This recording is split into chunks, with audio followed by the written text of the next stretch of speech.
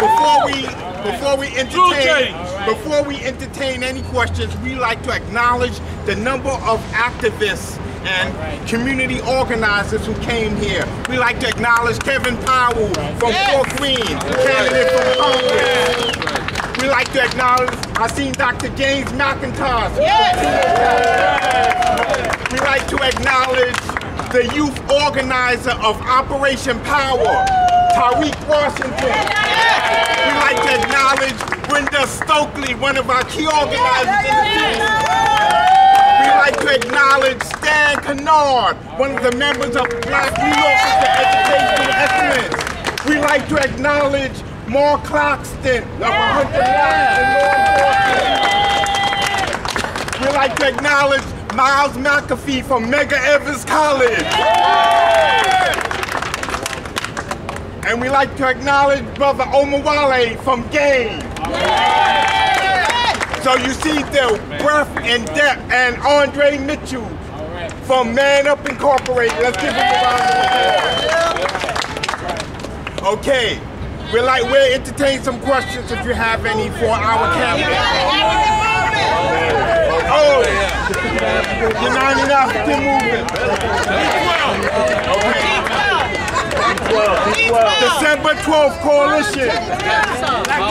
The Harlem Tennis Council. Sanitation workers. African Unity of Harlem. Okay. I hope all y'all signed in, but we're gonna need y'all. Okay. Yes. Brothers from the Hasidic community. Let's give them a round of applause.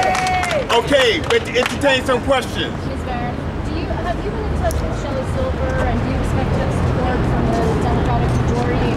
Talk about what you think about that sort of leadership-driven system that all things. No, I have not been in touch with Shelley Silver. Our campaign is a grassroots campaign. When Charles Barron was elected to the city council in 2001, it was because of people like this, understanding that we had a commitment to make things better, and that the establishment as such, the district leaders and the clubs, oftentimes were not in touch with what it was with needs of the people. So what we did was we organized, and that's how we came into power.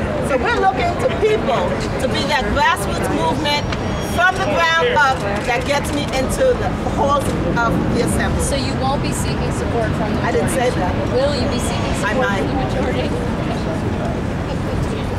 Yes.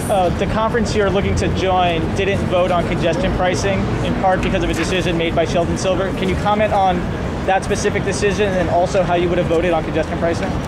I think that congestion pricing would have resulted in the outer boroughs becoming parking lots for those persons who wanted to come in and then avoid paying the tax. I don't think that it was a system that was fair in terms of how it would have affected the pricing for people who are working people. You have small businesses that would have been having to pay a large fee for their trucks, and I would not have voted.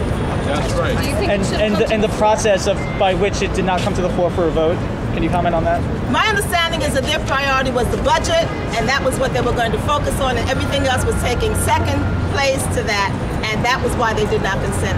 If you have different, then that would be yours. Next, any other questions? I have one.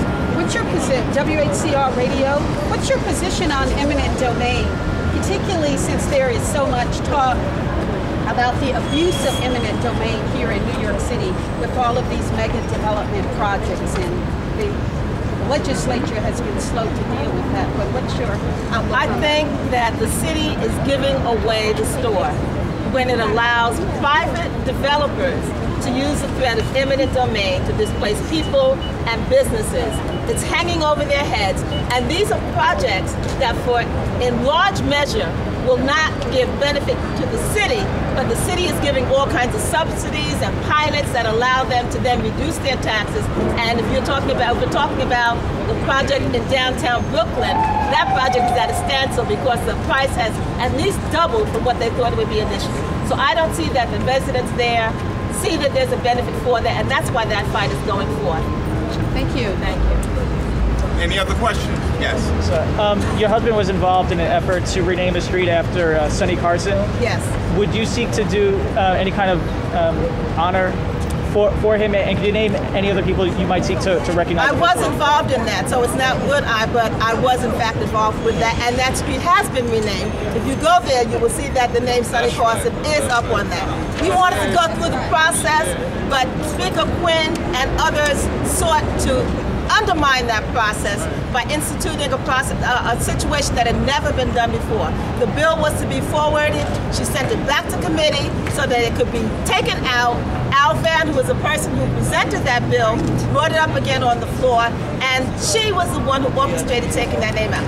We are self-determining people, and we will decide who our heroes are and how we will recognize our heroes. Now, we will not be limited by external forces for anyone to tell us who we represent, who represented us, and who our heroes are. And I think that if you look into the life of Sonny Abubadika Carson, you will see the great things that he did and how he was in fact a part of the administration to help maintain some calm and some peace at a time when things were very volatile.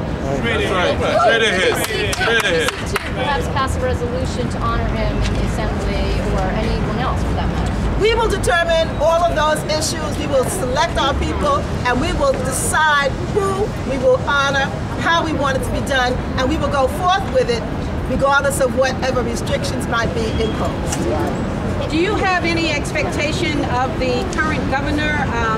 Oh, I have great expectations of the current governor. What are your thoughts about meeting with him once you get there? Are you going to become actively involved in the Black and Latino caucus? Definitely, I plan to do that. I was able, my husband and I were able to go to his inauguration.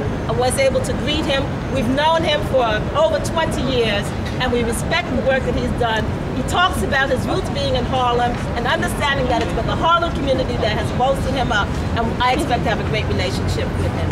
Thank you. Thank you. Before we go, y'all, Inez Barron's campaign meeting is every Tuesday at 5:30 Southern Avenue between Hinsdale and Williams. Every Tuesday, so we need you to turn out for us. On May 3rd, we will have an organizing rally at Sonny Abubadika Park, that's Van Sicklen and Linden Boulevard, and we hope y'all turn out. Peggy, close out with a song.